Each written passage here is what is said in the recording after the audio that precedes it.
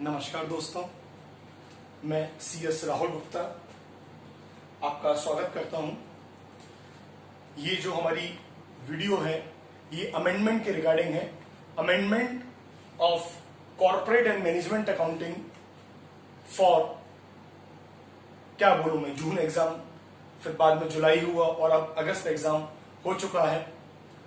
तो अब उम्मीद करते हैं कि अगस्त में कंडक्ट हो जाएंगे एग्जाम, अगर सब कुछ ठीक रहा तो उसके रिगार्डिंग इंस्टीट्यूट ने कुछ अपडेट्स निकाले हुए हैं। हालांकि मैंने लिखा यहाँ अमेंडमेंट्स है, लेकिन उसे इंस्टीट्यूट अपडेट्स कह रहा है। एडिशन ज्यादा है, इसमें ऐड चीजें ज्यादा करी गई हैं, कुछ चीजें रिप्लेस करी गई हैं। तो उसके रिगार्डिंग हम ये क्लास स्टार्ट करने वाले हैं। कई सारे लेक्चर्स में ये क्लास होंगी। तो मैं आपसे कहना चाहता हूं, यदि आपने मेरे चैनल को सब्सक्राइब नहीं किया है तो प्लीज आप सब्सक्राइब कर लीजिए, क्योंकि ना केवल कॉर्पोरेट एंड मैनेजमेंट अकाउंटिंग के regarding financial and strategic management उसको भी मैं पढ़ाता हूं, तो उसके रिगार्डिंग भी इंपॉर्टेंट जो लेक्चर्स हैं वो मैं यूट्यूब पर डालता रहूंगा। तो आपको उसके बारे में जानकारी मिलती रहेगी यदि आप सब्सक्राइब कर लेंगे। और यदि आपको अच्छा लगता है तो उसके बाद लाइक भी करिएगा अगर अच्छा लगता है। ठीक है, ये मेरा नंबर है। तो यदि आपको कोई भी प्रॉब्लम है कॉर्पोरेट एंड मैनेजमेंट अकाउंटिंग और financial and strategic management regarding, तो आप मैसेज कर सकते हैं, व्हाट्सएप कर सकते हैं इस नंबर पर। ठीक है मित्रों, तो चलें स्टार्ट करते हैं। अच्छा सर, आपका मटेरियल क्या रहेगा? इसके लिए मटेरियल रहेगा बेटा इंस्टीट्यूट का, जो इंस्टीट्यूट ने सप्लीमेंट प्रोवाइड करी है हमें वेबसाइट पर। इसका लिंक मैं वीडियो के नीचे आपको प्रोवाइड कर दूंगा। आप चाहे तो ICSI.edu जो हमारी वेबसाइट है उसके एकेडमिक पोर्टल पर जाकर के अपडेट्स आप डाउनलोड कर सकते हैं और उन्हीं से मैं आपको पढ़ाऊंगा। लेकिन कुछ इंपॉर्टेंट चीजें होंगी जो एक्स्ट्रा में लिखनी पड़ेंगी, तो उसके लिए आप अलग से रजिस्टर भी रखिएगा, तो थोड़ा बहुत लिखना भी हमें पड़ेगा। ठीक है, तो चले बिना टाइम और ज्यादा वेस्ट किए हुए मैं स्टार्ट कर रहा हूं हमारा अमेंडमेंट लेक्चर क्लास नंबर 1, जो कि बात करता है।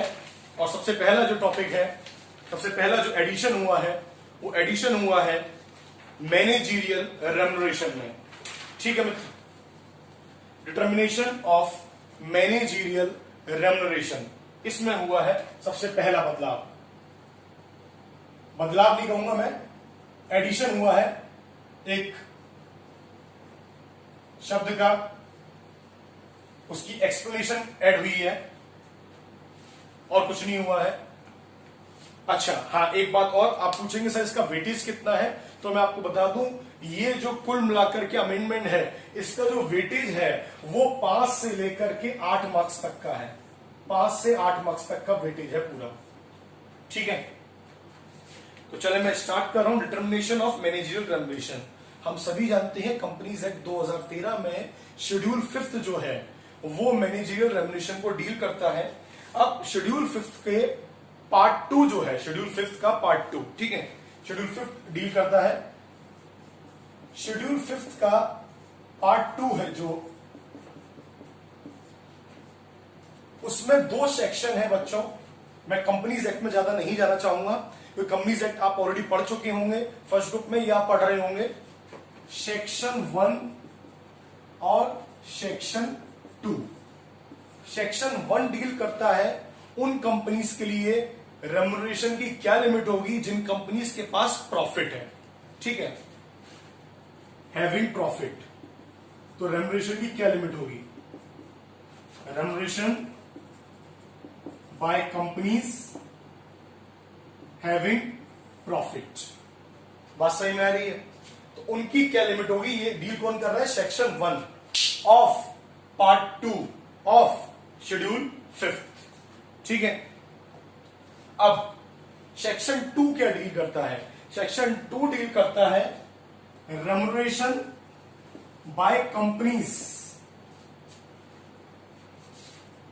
हैविंग नो प्रॉफिट और इनएडुकेट प्रॉफिट।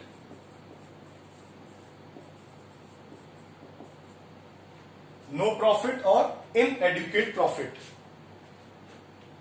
ठीक है, अब remuneration by companies having no profit और इनएडुकेट प्रॉफिट, तो यहां पर प्रॉफिट की है और यहां पर हमारा इनएडुकेट प्रॉफिट की है। तो सर बदलाव क्या आया है? देखिए एडिशन आया है यहां पर, जो कंपनीज के पास प्रॉफिट नहीं है वो अपना रेम्युनरेशन देते हैं इफेक्टिव कैपिटल के अनुसार। तो उस इफेक्टिव कैपिटल में क्या क्या चीजें ऐड होती हैं और क्या चीजें ऐड नहीं होती हैं वो हमारा एडिशन हुआ है, बाकी सब पुराना है। ठीक है, लेकिन मैं आपको यहां से स्टार्ट करूंगा। ठीक है, ये भी हमारा स्टडी में है, ये भी हमारा स्टडी में है। क्या स्टडी में नहीं है वो मैं आपको रेड पेन से लिख के दिखा रहा हूं, इफेक्टिव कैपिटल। ठीक है मित्र, तो ये इफेक्टिव कैपिटल जो है ये हम सप्लीमेंट में दे रखा है जो इंस्टीट्यूट की वेबसाइट पर है, तो इस पर हम मेन फोकस करेंगे, लेकिन इस पर भी हम फोकस थोड़ा बहुत करेंगे। ठीक है, तो चले remuneration by companies having profit. ठीक, मैं पहले सेक्शन 1 पर फोकस कराता हूं। सेक्शन 1 क्या है भाई? सेक्शन 1 ये सब आपकी स्टडी में एक चार्ट बना हुआ होगा। ठीक है, इस तरीके से आप देख सकते हैं। तो साहब अगर एक ओवरऑल लिमिट क्या है सर? ओवरऑल जो लिमिट है मैक्सिमम की वो 11% है नेट प्रॉफिट। ठीक है, अगर एक एमडी है या डब्ल्यूटीडी या मैनेजर है तो क्या लिमिट है बच्चों? 5%। सर अगर एक से ज्यादा है, मोर देन वन है, मोर देन वन है तो ये क्या हो जाएगी हमारी? 10%। बात सही में आ रही है? ये एमडी डब्ल्यूटीडी और मैनेजर के लिए है। सर अगर एमडी नहीं हूं, डब्ल्यूटीडी नहीं हूं, मैनेजर नहीं हूं तो फिर क्या होगी? तो फिर आपसे पूछेंगे कि बताओ क्या आपकी कंपनी में for directors who are neither managing director और होल टाइम डायरेक्टर्स, बताओ क्या आपकी कंपनी में कोई मैनेजिंग डायरेक्टर या डब्ल्यूटीडी डायरेक्टर है? बात समझ में आ रही है? For other director, for others director, तो अब इनसे पूछा जाएगा बताइए क्या एमडी डब्ल्यूटीडी या मैनेजर आपकी कंपनी में, सर मैनेजर वर्ड नहीं दिया हुआ है यहां पर, एमडी डब्ल्यूटीडी आपकी कंपनी में है क्या? अगर वो कहेंगे हाँ है, टिक लग गया, तो उनमें कितना परसेंट रहेगा? 1%। हमारी बात सही में? और यदि वो कहेंगे नहीं हमारी कंपनी में एमडी डब्ल्यूटीडी नहीं है तो कितना परसेंट रहेगा? 3%। बात समझ में आ रही है मित्र? अब यहां पर इस 11% को इंक्रीज किया जा सकता है। इस 11% को, ये सब आप पहले से ही जानते होंगे, लेकिन मैं छोटा सा ओवरव्यू दे रहा हूं। इस 11% को हम इंक्रीज कर सकते हैं कंपनी यदि जनरल मीटिंग में ऑथराइज करे तो। ठीक है, और ये 5, 10, 3 और 1% इन सबको हम इंक्रीज कर सकते हैं by SR, special resolution in general meeting. बात समझ में आ रही है? तो यदि हम एसआर पास करा दें जनरल मीटिंग से तो ये सारी लिमिट 5%, 10%, 1% और 3% इन सबको एक्सीड किया जा सकता है। क्लियर है? चलें, अब प्रॉब्लम क्या है यहां पर? ये जो नेट प्रॉफिट कंप्यूटेशन होनी है ये मित्र होनी है अंडर सेक्शन 198। बात सही में आ रही है? अब स्टडी वालों में आईसीएसआई ने थोड़ी सी समस्या यहां पर क्या क्रिएट करी है, क्या नालायकी कर दी है, इन्होंने हमें प्रॉफिट कैसे कैलकुलेट होता है उसका कोई भी तरीका नहीं बता रखा, डायरेक्ट एग्जाम्पल थोप दिया, ये लो भैया एग्जाम्पल। ठीक है, तो थोड़ी जानकारी देनी हमें बनती है कि सेक्शन 198 में किस तरीके से हमारा प्रॉफिट कंप्यूट होता है। ठीक है, तो देखें जरा,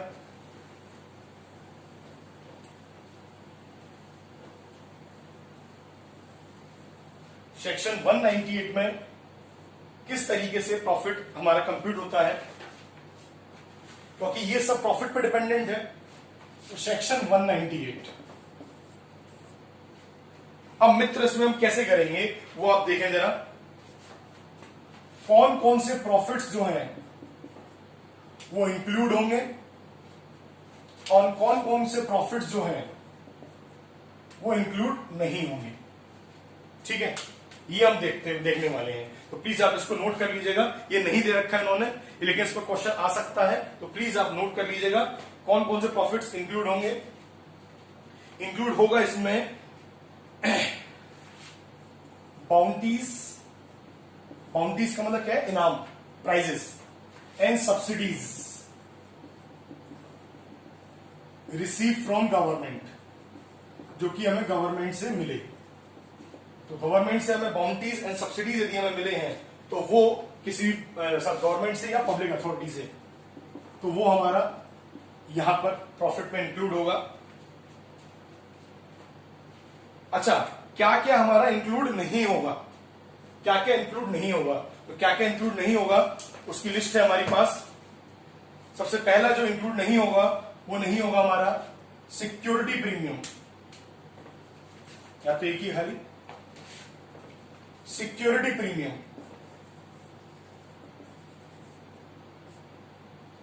ठीक है। सेकंड जो हमारा प्रॉफिट में शामिल नहीं होगा, प्रॉफिट ऑन फॉरफिटेड शेयर्स,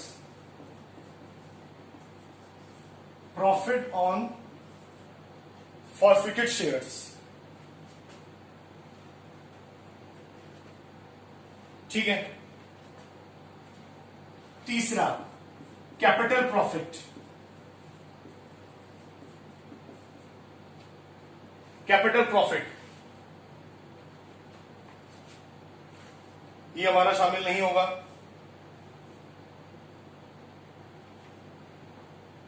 यानी कि यदि हमें कोई लैंड और बिल्डिंग हमने सेल करी है, मूल प्रॉपर्टी सेल करी है, तो उस पर किसी भी प्रकार से जो हमें कोई कैपिटल प्रॉफिट हुआ है तो वो हमारा शामिल नहीं होगा। फॉरफीचर पर यदि हमें कोई प्रॉफिट हुआ है तो वो शामिल नहीं होगा। सिक्योरिटी प्रीमियम है तो वो शामिल नहीं होगा हमारा, ठीक है। अच्छा, अब यहां पर जो कैपिटल प्रॉफिट है उसको थोड़ा सा समझने वाली बात है, ठीक है।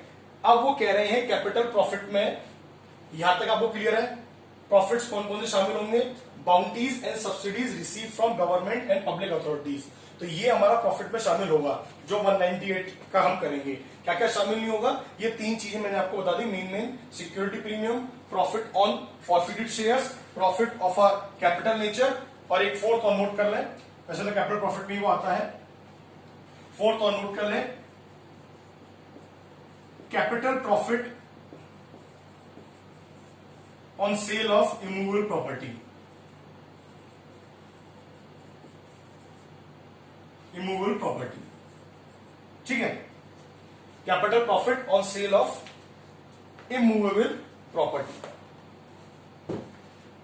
अब सर ये क्या भला है capital profit on sale of immovable property, ठीक है। अब हम इसको समझने की कोशिश करेंगे यहां पर, उम्मीद करता हूं आपने नोट कर लिया होगा।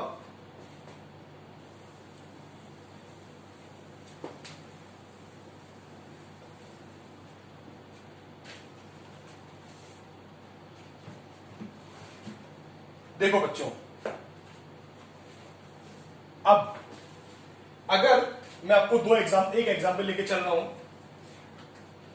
मान के चलिए कोई असेट है जो कि मैंने खरीदी है, ओरिजिनल कॉस्ट है उसका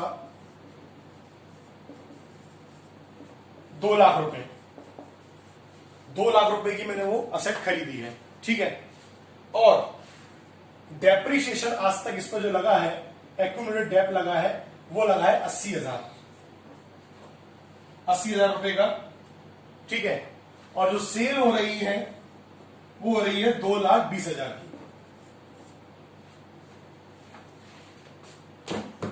बात सही में आ रही है?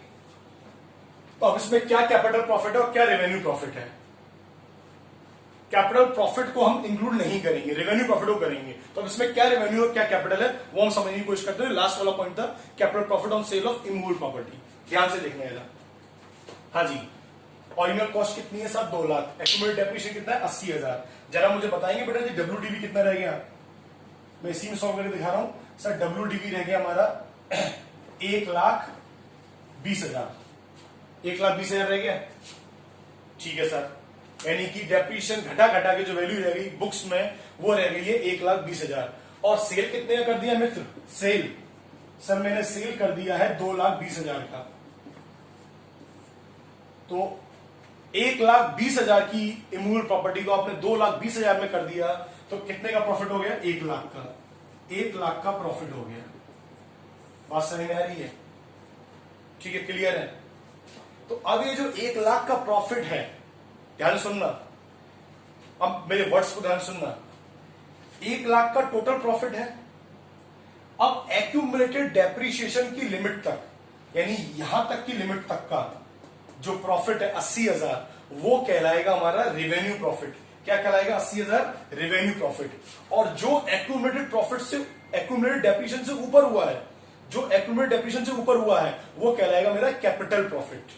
ठीक है, यानी 1 लाख में से जो 80,000 है, 80,000 सर कैसे बचाना? ये मेरा एक्यूमुलेटेड डेप्रिसिएशन था। एक्यूमुलेटेड डेप्रिसिएशन मतलब ओरिजिनल कॉस्ट और डब्ल्यूडीवी का जो डिफरेंस है। ठीक है, तो 1 लाख में से 80,000 तो मेरा क्या है? Capital profit, sorry revenue profit. ठीक है, और इसके ऊपर कितना हुआ है? इसके ऊपर मुझे हुआ है 20,000 रुपए का। तो 1 लाख का हुआ है, तो ये जो 20,000 है, ये है मेरा कैपिटल प्रॉफिट। इसको तो इंक्लूड कर लूंगा मैं, इसके साथ कोई दिक्कत नहीं है, इसको इंक्लूड नहीं करूंगा। बात सही में आ रही है? सर अगर यहां पर एक और दूसरा एग्जांपल लेते हैं, अगर सर यहां पर सेल मान के चले 1,90,000 की हो रही होती, कितनी की हो रही थी? 1,90,000 की, तो कितने का डिफरेंस आता? 70,000 प्रॉफिट आता है। तो 70,000 प्रॉफिट और एक्यूमुलेटेड डेट कितना? 80,000। तो यानी कि 70,000 जो है वो पूरा का पूरा क्या हो जाता है? Revenue profit. तो 80,000 तक का जो प्रॉफिट है वो सारा का सारा रेवेन्यू माना जाएगा, उससे ऊपर का जितना भी होगा वो सब कैपिटल प्रॉफिट माना जाएगा, तो इसको इंक्लूड नहीं करेंगे। ठीक है, तो ये हम सेक्शन 198 के प्रॉफिट में क्या शामिल करते हैं और क्या शामिल नहीं करते हैं, ये नहीं दे रखा था। तो उसमें जो शामिल नहीं करते हैं उसमें कैपिटल प्रॉफिट एक कंसेप्ट था, वो मैंने आपको समझाया है। ठीक है, अब उसी को कंटिन्यू करता हूं मैं। सेक्शन 198 में कौन से ऐसे एक्सपेंसेस हैं जो हम डिडक्ट नहीं करते हैं, नॉट डिडक्टेबल। ठीक है, और कौन कौन से डिडक्ट करते हैं? अब देखें ध्यान से, income tax, sorry income tax other than tax on abnormal profit or tax on business due to special reason, due to special circumstances, special word में कॉमन है। तो इनकम टैक्स को हम डिडक्ट नहीं करेंगे। कौन से इनकम टैक्स को छोड़ करके? Other than tax on abnormal profit और tax on business due to special circumstances, special reason के कारण टैक्स लगा है। ठीक, पहला तो इनकम टैक्स नहीं करेंगे। दूसरा सुपर टैक्स, इस एक्सपेंसेस को हम नहीं घटाएंगे।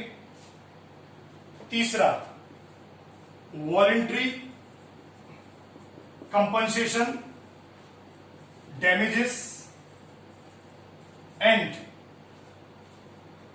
पेमेंट। पहला इनकम टैक्स, दूसरा सुपर टैक्स और ये एक्सपेंसेस डिडक्ट नहीं करेंगे प्रॉफिट में से। ठीक है, अच्छा इन टैक्स को छोड़ करके इनको हम कर देंगे डिडक्ट। और लास्ट है voluntary compensation, damages and payments, और लास्ट है loss of a capital nature.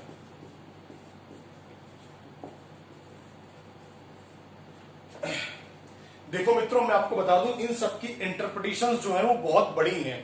ठीक है, लेकिन हमारे सीएस एग्जीक्यूटिव को ध्यान में रखते हुए और आपके एग्जाम के लेवल को ध्यान में रखते हुए आपको नाम जानना जरूरी है, और नाम में थोड़ा थोड़ा हमें समझना जरूरी है। तो जितने आपके लेवल का है मैं उतना ही करा रहा हूं। चाहूं तो उसमें मैं आपको बहुत सारे इंटरप्रिटेशन करा सकता हूं, लेकिन वो हमें जरूरत नहीं है। ठीक है, तो ये सारी एक्सपेंसेस जो है वो नॉट डिडक्टेबल है। Income tax, super tax, voluntary compensation, damage of payment, loss of a capital nature, ये किसमें डिडक्टेबल नहीं है? जब हम प्रॉफिट काउंट करते हैं सेक्शन 198 के मुताबिक। प्रॉफिट क्यों काउंट करते हैं? क्योंकि जिन कंपनीज के पास प्रॉफिट है वो रेम्युनरेशन देती है प्रॉफिट के बेस पर। 11%, 5%, 10%, 1%, 3%। और कौन कौन से एक्सपेंस डिडक्टेबल होंगे, इसके अलावा सारे एक्सपेंस जो है वो डिडक्टेबल होंगे। सर ये डिडक्टेबल की तो बहुत बड़ी लंबी लिस्ट है, यस मैं भी जानता हूं बहुत लंबी लिस्ट है, लेकिन हम क्यों याद करें? मैंने आपसे बार बार यही कहा है कि हम क्यों याद करें। हमें एग्जाम जो है हमें ऐसा करना है, बैलेंस करना है कि हमें नॉलेज भी हो जाए लेकिन एग्जाम का भी ध्यान रखें। अगर हम एक नॉलेज के ऊपर ध्यान देंगे तो बेटा ये बात समझ ले, फिर तो आप घूमते चले जाएंगे और बहुत डीप एनालिसिस आ जाएगा। तो हमें अभी एग्जामिनेशन ओरिएंटेड हमारा अमेंडमेंट बैच है, तो हमें इस चीज को ध्यान में रखना है कि एक्सपेंसेस कौन कौन से डिडक्टेबल है, इसके अलावा सारे एक्सपेंसेस डिडक्टेबल हैं, और कौन से डिडक्टेबल नहीं है वो हम यहां पे जान चुके हैं। ठीक है, चलिए ये एक चीज हमारी स्टडी में नहीं दे रखी थी, ये सब आपने कर ली है, ये सब आपने नोट कर ली होगी उम्मीद करता हूं। हाँ जी, अब स्टडी में इसके रिगार्डिंग एक क्वेश्चन है, बहुत ही सस्ता सा और हल्का सा क्वेश्चन दे रखा है। मैं पढ़ रहा हूं इस क्वेश्चन को। From the following particulars of ABC limited calculate the maximum remuneration payable to the managing director and other part time directors of the company. Net profit before provision for income tax and managerial remuneration दे रखा है, but after depreciation and provision for repairs, यानी कि depreciation के बाद, provision for income tax से पहले। अच्छी बात है, प्रोविजन फॉर इनकम टैक्स से पहले होना चाहिए, ठीक है ना, इनकम टैक्स सबसे एंड में होता है, और मैनेजरियल रेम्युनरेशन तो हम निकाल ही रहे हैं, बट आफ्टर लेकिन डेप्रिसिएशन घटाने के बाद। तो डेप्रिसिएशन की कोई मना तो है नहीं है, हमें देखा है डेप्रिसिएशन की कोई मना तो है नहीं है, एंड प्रोविजन फॉर रिपेयर्स, अच्छी बात है, प्रोविजन फॉर रिपेयर की भी नॉर्मल मना नहीं है। डेप्रिसिएशन कितनी प्रोवाइड करिए, 32 लाख, अच्छी बात है। रिपेयर कितनी हमने लगाई है, 2.5 लाख, लेकिन जो एक्चुअल रिपेयर है वो 1.5 लाख है। तो ये एक तरीके से आपकी गलती है, ये प्रॉफिट में आपकी गलती है, क्योंकि आपने रिपेयर लिख दी है बुक्स में, प्रोवाइड कर दी है 2.5 लाख की, और एक्चुअल जो रिपेयर खर्चा हुआ है वो है 1.5 लाख का। तो 1 लाख रुपए का जो प्रॉफिट है वो आपने कम कर दिया है आपकी गलती से। इसे आप ऐड करेंगे 1 लाख को, 86,84,100 में 1 लाख ऐड कर देंगे तो नेट प्रॉफिट आ गया 87,84,100। और चूंकि कंपनी में लिखा हुआ है यहां पर मैनेजिंग डायरेक्टर है already, to the managing director, तो जब मैनेजिंग डायरेक्टर है तो अदर डायरेक्टर के लिए कितना रहेगा, 1%। तो मैनेजिंग डायरेक्टर हो गया 5%, और पेड पार्ट टाइम डायरेक्टर जो अलग अदर डायरेक्टर हो गया उसका 1% आ गया, और हमने ये रेम्युनरेशन निकाल लिया। ठीक है, तो प्रॉफिट्स के बेस पर ये सब हमारा पहले का था, जो नहीं था वो मैंने आपको नोट करा दिया, जो होना चाहिए था कायदे से स्टडी में लेकिन नहीं था। ठीक है, चलें अब मैं आगे बढ़ रहा हूं, अब आप मेन कंसेप्ट पे ध्यान देंगे। अब मैं बात कर रहा हूं किसकी, section 2 of part 2 of schedule 5। अब मैं इसकी बात कर रहा हूं आपसे।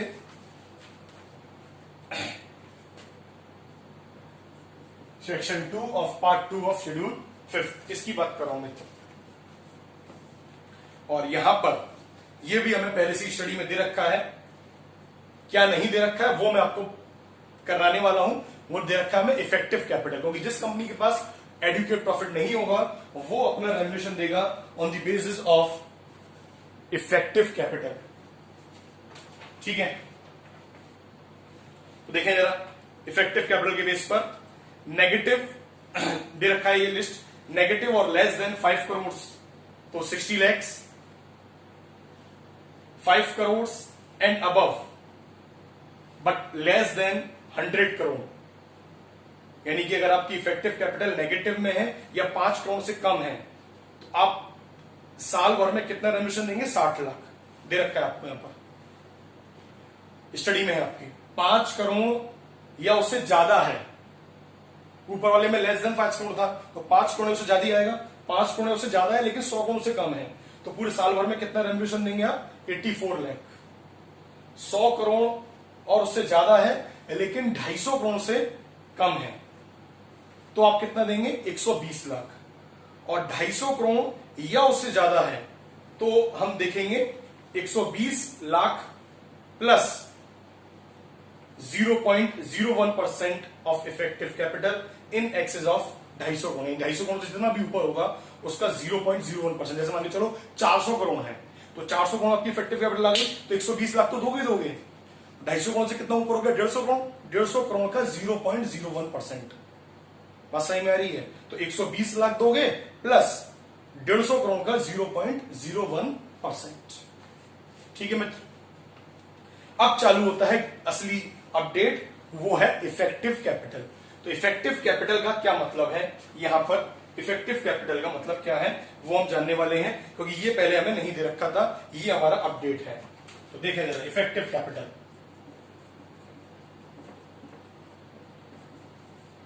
हाँ जी, तो क्या कह रहे हैं, इफेक्टिव कैपिटल में क्या क्या ऐड होगा, क्या क्या ऐड होगा और क्या क्या माइनस होगा, देखते चलें। पीयूएससी ऐड होगा, सिक्योरिटी प्रीमियम, ये सब आपके इसमें दे रखा है एक्सप्लेनेशन में। PUSC, security premium, reserve and surplus, ठीक है, ये शॉर्ट में लिखवा रहा हूं मैं आपको।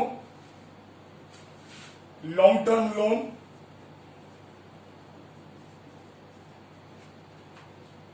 और हाँ जी, long term loans and deposits के साथ में है, long term loan and deposit साथ में है ये, ठीक है।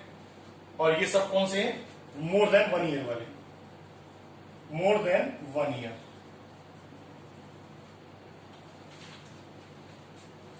तो क्या बात कर रहे हैं यहां पर, मैं पढ़ता हूं पूरा। Effective capital means the aggregate of paid up share capital excluding share application money और एडवांस, यानी शेयर एप्लीकेशन मनी शामिल नहीं होगी इसमें, तो शेयर एप्लीकेशन मनी एक्सक्लूड है, ठीक है।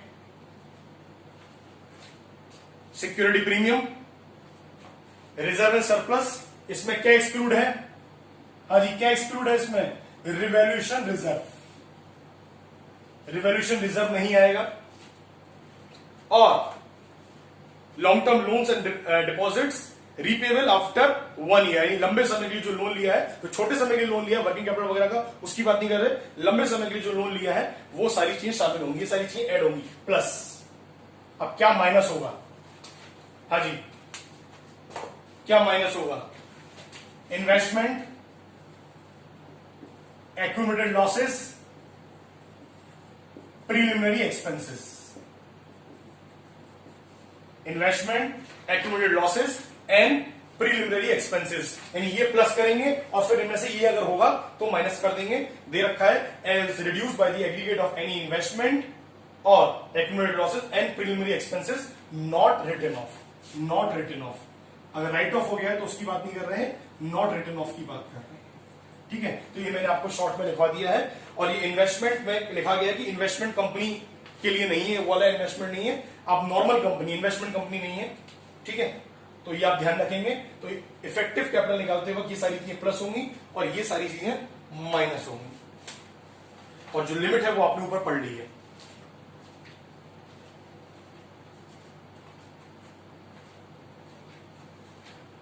चले, अब सवाल दे रखा है हमारा स्टडी में, उसको देखते हैं। क्या सवाल दे रखा है हमारा स्टडी में, इसी के ऊपर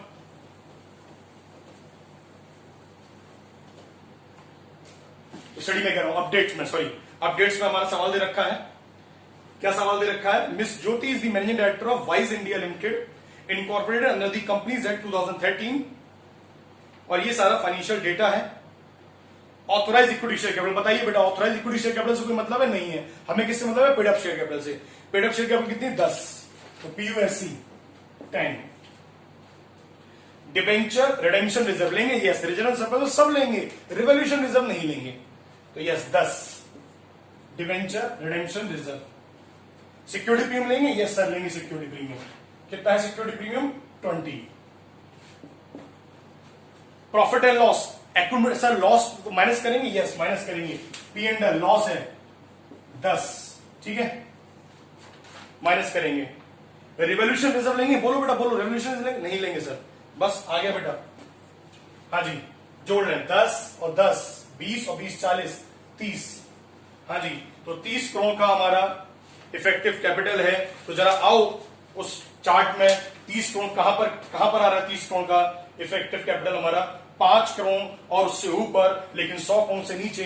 तो मैक्सिमम पूरे साल भर का रेवल्यूशन कितना हो जाएगा, 84 लाख। लिखा हुआ है यहां पर, आप देख सकते हैं, लिखा हुआ है company effective capital is between 5 to 100 crore. Miss Jyoti can be paid an annual revolution 84 lakh, that is monthly 7 lakh. और यदि कंपनी स्पेशल रेजोल्यूशन पास करे तो उससे ज्यादा दे सकती है। यस, इस केस में भी ये है बात जो हमारे वहां पर भी थी कि यदि स्पेशल रेजोल्यूशन पास करा लिया जाए तो इस लिमिट को एक्सीड किया जा सकता है। ठीक है मित्र, तो ये एक हमारा अपडेट है, लेकिन एक क्वेश्चन इस पर नाकाफी है। मैं दूसरा क्वेश्चन आपको दे रहा हूं, प्लीज उसे देखेंगे जरा। दूसरा क्वेश्चन मैं आपको दे रहा हूं, ठीक है। हाँ जी, लिखना स्टार्ट कर दें। क्वेश्चन है ये, ऑथोराइज शेयर कैपिटल जो है वो है 390। ये सब करोड़ों में है, 390 करोड़। ठीक है। पीयूएससी है 215 करोड़ और इसमें 15 करोड़ इंक्लूड है 15 करोड़ शेयर एप्लीकेशन मनी। ठीक है, 15 करोड़ इसमें इंक्लूड है 215 करोड़ में। रिजर्व एंड सरप्लस 170 करोड़ है और उसमें 20 करोड़ जो है वो रिवॉल्यूशन रिजर्व की है। आ रही मित्र बात समझ में। ऑथराइज शेयर कैपिटल 390 करोड़ है, paid up share capital 215 crore है, लेकिन 15 करोड़ उसमें शेयर एप्लीकेशन मनी के इंक्लूड है। रिजर्व एंड सरप्लस 70 करोड़ है, 20 करोड़ के शामिल है उसमें रिवॉल्यूशन रिजर्व। ठीक है सर। लॉन्ग टर्म लोन ये 200 करोड़ का है और इन्वेस्टमेंट जो है हमारा, फिफ्थ पॉइंट, इन्वेस्टमेंट जो है हमारा वो 40 करोड़ का है। 40 करोड़ का है, सब करोड़ में ही है। और जो 6 पॉइंट है हमारा, जो एक्यूमुलेटेड लॉस है वो हमारा मित्र कितना है, वो दे रखा है हमें 10 करोड़ का। ठीक है, चलें। तो अब इस सवाल में हमें इफेक्टिव कैपिटल बतानी है और हमें क्या बताना है, रेम्युनरेशन बताना है कि कितना रेम्युनरेशन हम पेड करेंगे। तो ध्यान से देखें इफेक्टिव कैपिटल, ध्यान से प्लीज बेटा, प्लीज ध्यान से गौर फरमाएं। इफेक्टिव कैपिटल एक क्वेश्चन नाकाफी था इसलिए मैंने कराया है। ऑथराइज शेयर कैपिटल लेंगे कि नहीं लेंगे, बोले नहीं लेंगे। क्यों पीयूएससी लेते 215 करोड़ में 15 करोड़ शेयर एप्लीकेशन शामिल है। लेंगे शेयर एप्लीकेशन का, नहीं लेंगे। कितना लेंगे, 200 करोड़, ओनली 200 करोड़ लेंगे सर। हाँ जी, reserve and surplus 170 crore, 20 crore revolution reserve के शामिल है। लेंगे रिवॉल्यूशन रिजर्व, नहीं लेंगे। तो कितना लेंगे, 150 करोड़ लेंगे सर, 150 करोड़ लेंगे। ठीक है। लॉन्ग टर्म लोन, हाँ जी long term loan, long term है, नाम से ही क्लियर है, तो लॉन्ग टर्म एक साल ज्यादा होंगे, लेंगे सर, पूरे 200 लेंगे। ठीक है। इन्वेस्टमेंट क्या कर देंगे सर, माइनस कर देंगे इन्वेस्टमेंट को, इसको माइनस करेंगे और एक्यूमुलेटेड लॉस इसको भी माइनस कर देंगे। जो माइनस करने वाले हैं उसको मैंने सर्किल बना दिया है। हाँ जी, तो कितना हो गया sir, 150 plus 200 plus 200 minus 40 plus 10। ठीक है साहब। तो 150 और 200 ये हुआ 350 प्लस 200 550 माइनस 50 500 करोड़ की इफेक्टिव कैपिटल हो गई। हाँ जी, कितने की इफेक्टिव कैपिटल हो गई, 500 करोड़ की इफेक्टिव कैपिटल हो गई।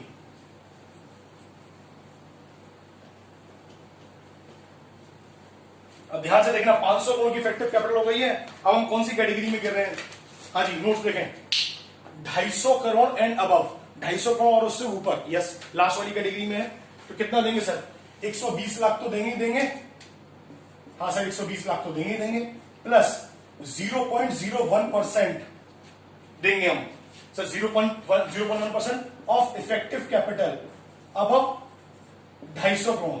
250 करोड़ से जितना ऊपर होगा उसका 0.01%, यानी 120 लाख प्लस 250 करोड़ से कितना ऊपर है, 500 करोड़। 250 करोड़ से 500 करोड़ कितना ऊपर है, 250 करोड़। अगर यह 400 करोड़ होता तो 250 करोड़ से कितना ऊपर होता, 150 करोड़। अगर ये 490 करोड़ होता तो 250 करोड़ से कितना ऊपर होता, 240 करोड़। ठीक है, तो ये 500 करोड़ 250 करोड़ से कितना ऊपर है? 250 करोड़ का 0.01%। आ रही बेटा बात सही में? तो अगर ये सॉल्व करेंगे आ जाएगा 122.5 लाख। ठीक है दोस्तों,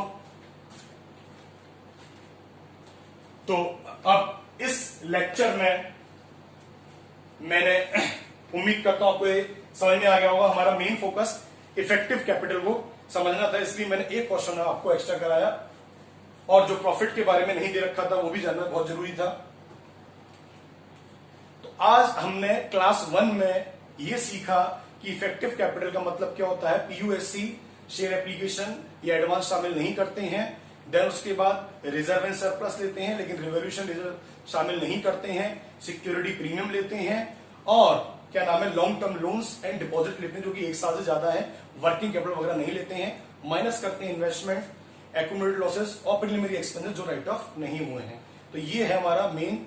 इस पर जो क्वेश्चन है प्लीज आप जो सप्लीमेंट में दे रखा है वो भी आप देख लीजिए, वो मैंने आपको पढ़ा दिया। और एक क्वेश्चन मैंने एक्स्ट्रा प्रैक्टिस के लिए करा जो कि बहुत जरूरी था, वो मैंने यहाँ पे करा दिया। इस पर एक क्वेश्चन आने की पूरी उम्मीद है। प्रॉफिट में जो हमारा स्टडी में मिसिंग था वो हमने देखा कि प्रॉफिट के अंदर क्या क्या चीजें ऐड होती हैं, क्या क्या चीजें लेस होती हैं। तो अब हम आगे क्लास 2 भी अगले 1-2 दिन में अपलोड कर देंगे।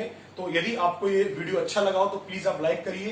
कमेंट में यदि कोई प्रॉब्लम हो तो आप पूछ लीजिए, और सब्सक्राइब करना ना भूलें, क्योंकि अब लगातार ये सिलसिला चलता रहेगा। और यदि आपको कोई समस्या है तो आप इस नंबर पर मुझे व्हाट्सएप करके या टेक्स्ट मैसेज करके पूछ सकते हैं। ठीक है दोस्तों।